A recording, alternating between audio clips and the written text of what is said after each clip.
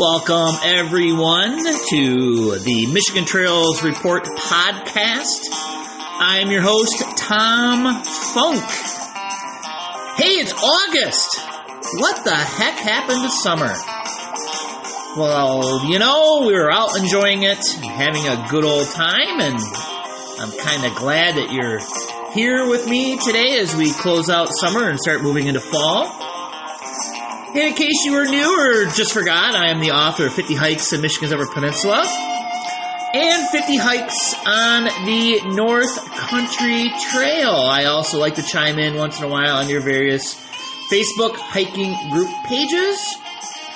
Once a month, we talk about the current status of Michigan trails, trail magic, hiker trash, and even give you a heads up on trail conditions and the status of the various reservation systems like recreation.gov. And the rest of the month, I typically post a chapter for one of my guidebooks or give you a travel narrative on one of my hikes.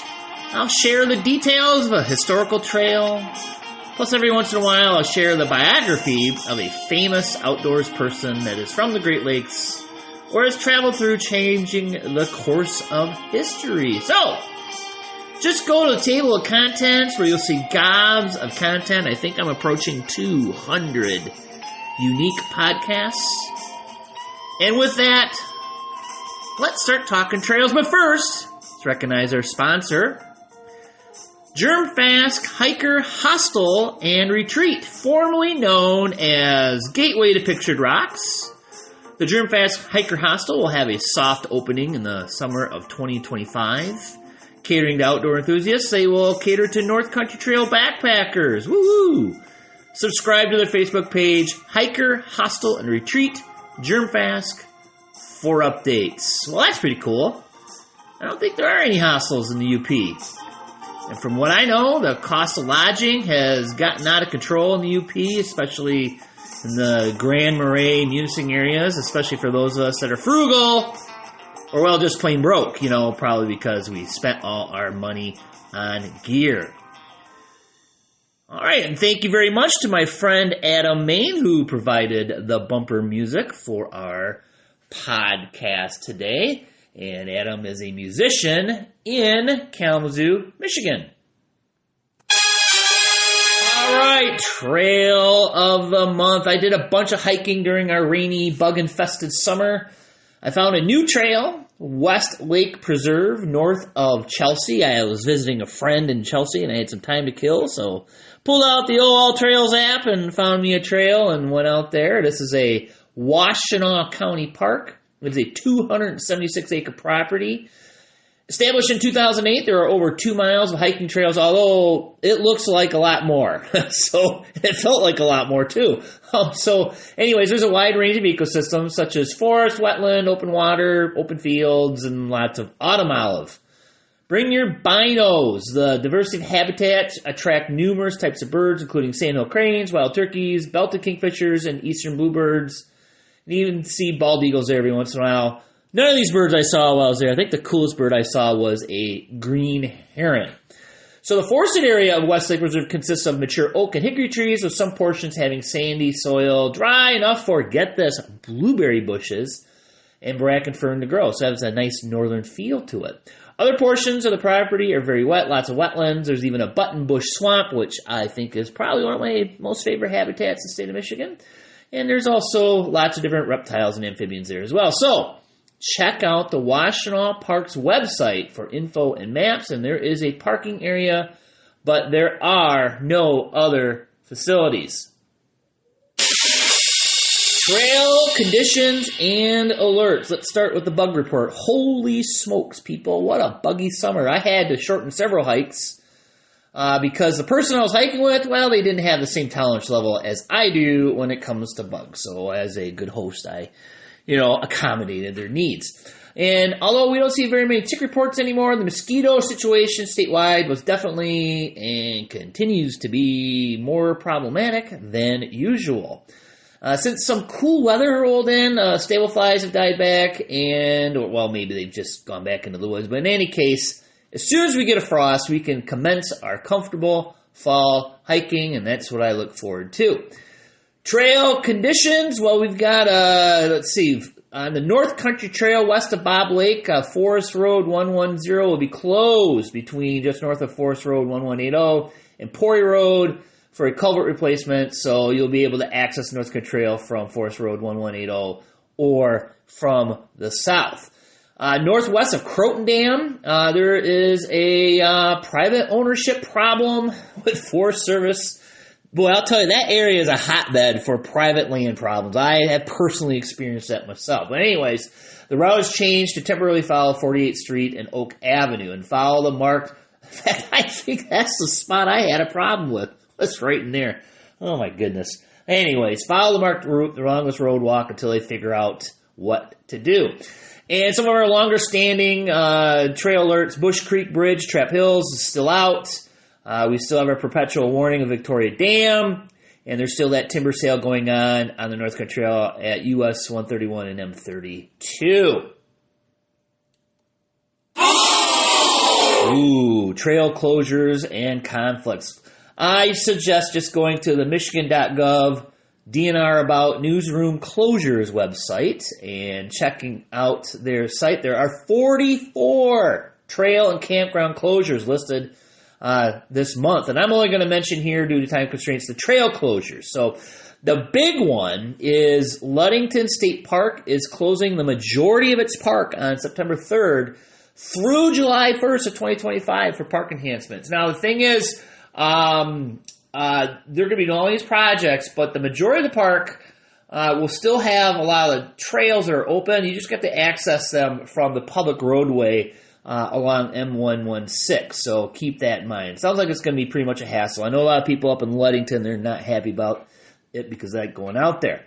The Ossabaw River Trail is still closed. A section of the Fred Meyer White Pine Trail is temporarily closed. It's about a quarter-mile section from Cortlandt Street to the Trailhead parking lot off North Main Street in Rockford, closed through October 31st.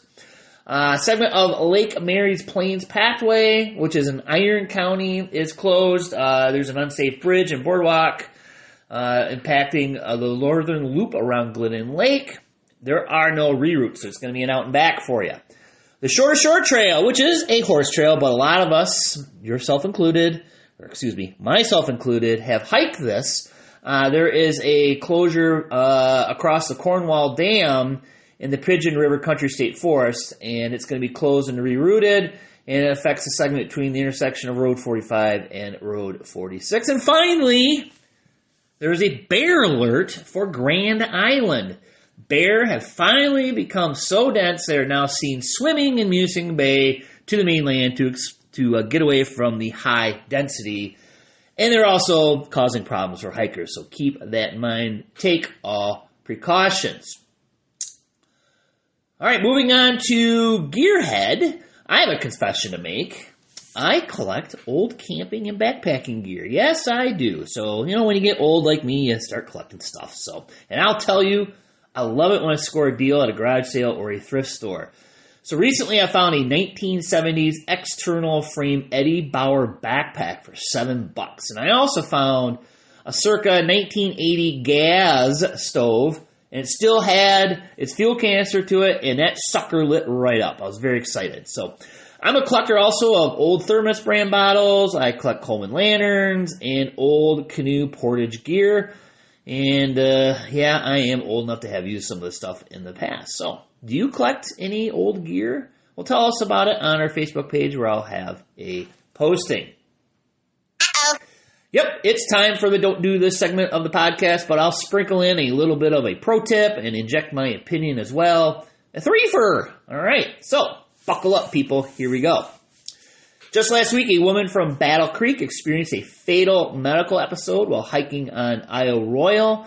And in this particular case, the deceased friend was able to fire off a 911 text, but it was delayed in reaching the mainland, which, of course, delays help getting to them.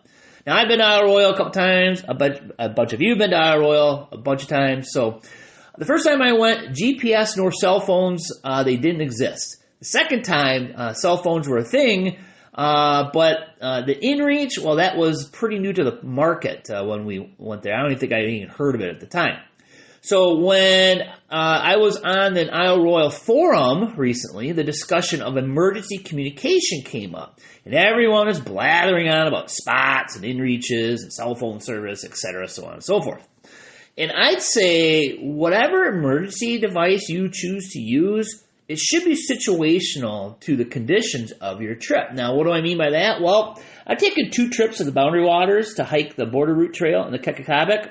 Trust me, a cell phone would not work. It's like a rock. You might as well throw it into a lake. But both times we did bring an inReach. We did use it to communicate back home. So it did work. Now, if you think about Isle Royal, get this, it's an island and it's surrounded by a Great Lake, littered with every kind of vessel, from pleasure boats to ocean freighters. What do they all have in common? Marine or VHF radios. So on this forum, I suggested to use a VHF because you'd immediately get a response, and information can be relayed very quickly to the authorities for help. So, it doesn't matter the communication device.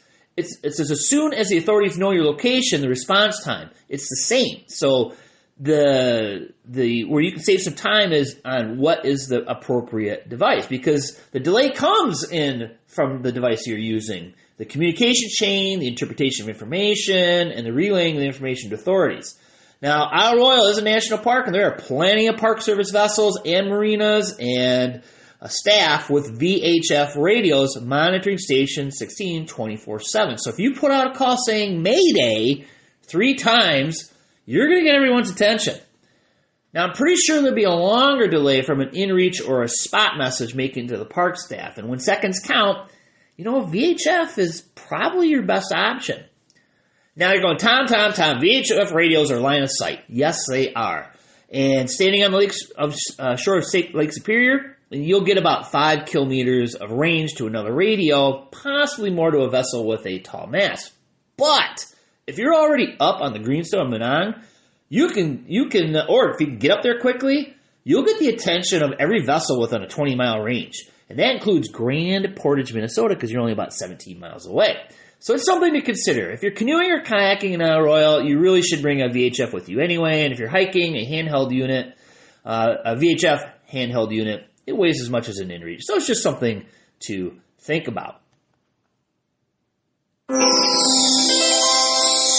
Congratulations are in order for 2 intrepid hikers, Mark Tangen and Tammy Krems. Both have finished hiking the Michigan segment of the North Country Trail, albeit separately from each other. And I've had the pleasure of meeting both. In fact, I actually backpacked with Tammy on the Kekahabek and Badenoch Grand Island Trail. And I also know Mark from my Cabela days, and we actually crossed paths once on an Indian Trails bus.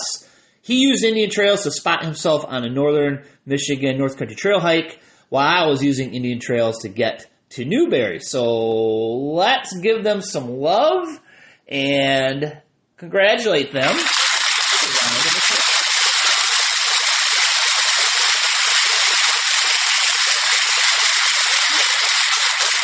Congratulations, Mark and Tammy.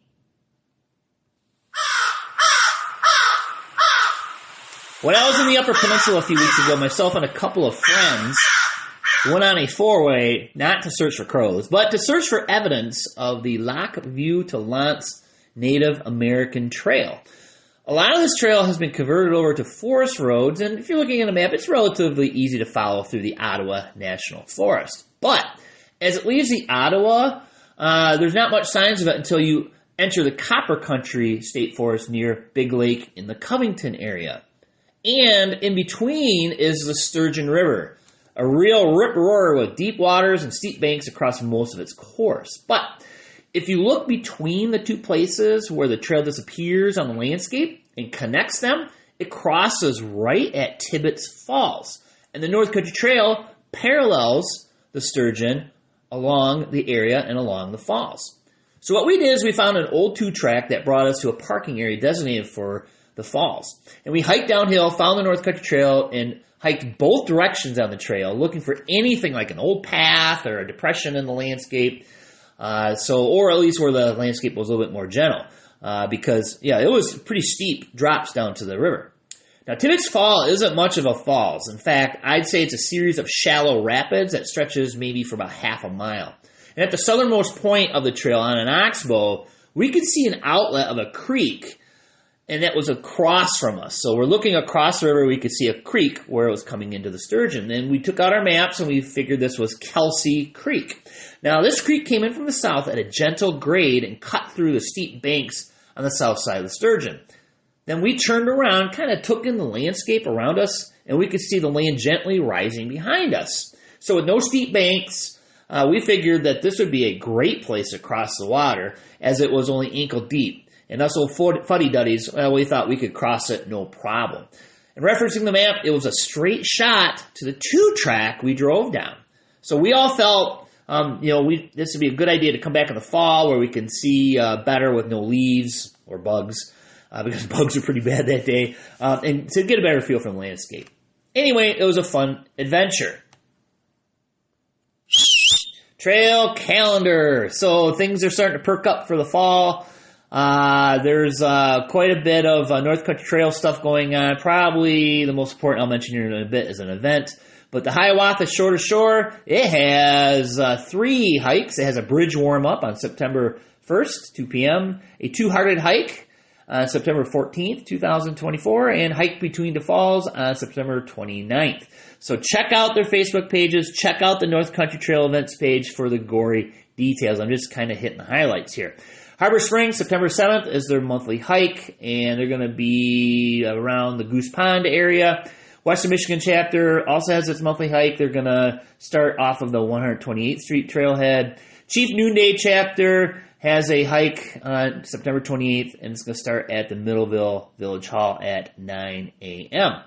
We have a little bit of Trail Angel activity. Nathan Riley is looking for a Trail Angel between Bowman Lake and Highbridge, and he didn't really give any other details. Go check the Trail Angels page if you haven't, and follow them and see if you can help out folks. Probably the biggest announcement is the North Country Trail community is gathering for its 2024 celebration from August 21st to 25th. In St. Ignace, and it's going to be a very cool event. Another event that's taking place in September is, the previous one was in August, obviously. Another event taking place in September is the Barry County Outdoor Youth Day, and the Chief Noonday chapter will be repping the North Country Trail, and that's going to be at Charlton Park in Hastings on September 21st from 10 to 2 p.m.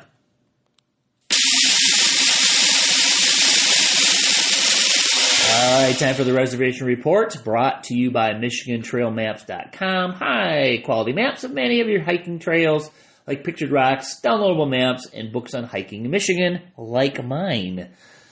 Pictured Rocks reservation system, of course, it's open, has been open, and you can book to the end of the calendar year. And now, from now through September 2nd, there are either no sites available or not enough variety to make a trip work. So, if you're one of those last-minute planners, may I recommend hiking between Grand Marais and Tequamanon? Because it's just probably not worth putting a trip together at this point. After the 7th, it becomes open enough to piece together a trip, but you probably won't get what you want, especially since Mosquito and Chapel are completely booked through the 19th of September, and there's only a site here or there on the site, and not every day into October. And even into October, it's probably the second week of October before you're much more likely to get what you want, and you probably should bring snowshoes at that point as well, because it starts snowing up there usually the second week of October. Reservations for 2025 open on January 1st. Plan ahead. Grand Island, it is weekend sparse through Labor Day, so if you need to hike over weekend, you better get on it. Middle of the week, you're looking pretty good. Sylvania, looks like you can still put together a trip to your liking. However, I will say they've had an uptick of reservations compared to last year. So are they experiencing spillover from, say, Grand Island and state park closures? Who knows? But anyways, recreation.gov is the website. And yes, it worked for me when I did my research.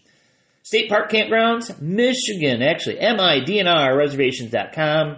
Remember, 6 months in advance, you can make a booking.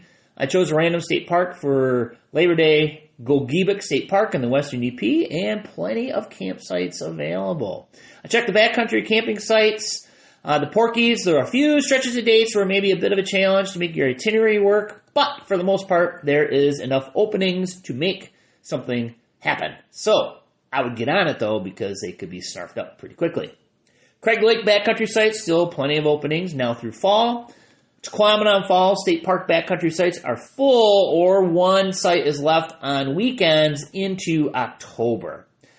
Isle Royal, Ranger, and the Queen, well, if you haven't made your reservation by now, I'm not going to feel sorry if you can't go this year. However, I will mention, did you know you can make reservations for 2025 for the Isle Royal Lodge at Rock Harbor? Yeah, you can. So I would make that reservation if you know you can go. Oh, the weather report looks dry and generally awesome. So get out and enjoy the weather while we close out the summer. And I didn't even want to go into the details for you guys because it's looking good for weather. Ooh, I hear bumper music from my friend Adam Main, so we're getting to the end here. Are you enjoying the content of our podcast? I hope you are. And I've been very good about publishing content on Mondays and Thursdays. So if you haven't yet, please subscribe. It only takes a moment, and I promise, no blood. And to find all the various Facebook pages, etc., that I'm involved with, just go to tomfunk.net. Thanks to our sponsor, Hiker Hostel and Retreat and Germfast, coming in 2025. And let's end the show on a quote. This one comes from Cindy Ross. Returning home is the most difficult part of a long-distance hiking trip. You have grown outside the puzzle and your piece no longer fits. All right, thanks for joining us. Make sure to subscribe. Thanks for joining us on Michigan Trails Report. We will see you next month for our trail report and weekly on Mondays and Thursdays for content. Thanks, guys. See you later.